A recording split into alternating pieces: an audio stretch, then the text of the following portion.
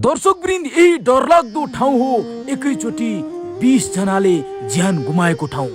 रोल्पाको थबाङ गाउँपालिका 1 नम्बर ओडामा पर्ने जलजला बाटोको छेउमा रहेको सलाब भिर, जहाँ अत्यन्तै साँघुरो बाटो छ, अत्यन्तै अप्ठ्यारो बाटो छ। त्यही अप्ठ्यारो बाटो पार गर्दै जलजला दर्शन गर्नको लागि करिब 21 जना सवार रहेको गाडीमा 20 जनाले ज्यान गुमाउनु परेको छ। दर्शकवृन्द, आज सिङ्गो रोल्पा मात्र होइन, सारा देश दुनियाँ रोइरहेको छ।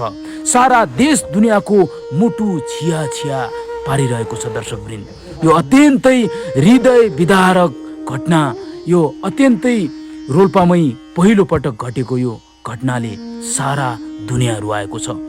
घटनास्थल पुग्दा हामी पनि निकै भक्कानिएका थियौँ यो दृश्य देख्दा। हेर्नुहोस् त, कति कठोर, कति निर्दय छ भगवान पनि एकैचोटि 20 जनाको सपना धुवाएको छ। यो दृश्यले संसार रुवाएको छ। धेरै जनताहरूले बाटोको समस्याको कारणले दुर्घटना भएको भनिरहनु भएको छ। अझ गाडीमा सिट क्षमताभन्दा बढी यात्रु हालेर यो दुर्घटना निम्तिएको पनि भनेर भनिरहनु भएको छ। तपाईलाई के लाग्छ? यस घटना सम्बन्धी तपाईँ के भन्न चाहनुहुन्छ? कृपया कमेन्ट गर्नुहोला।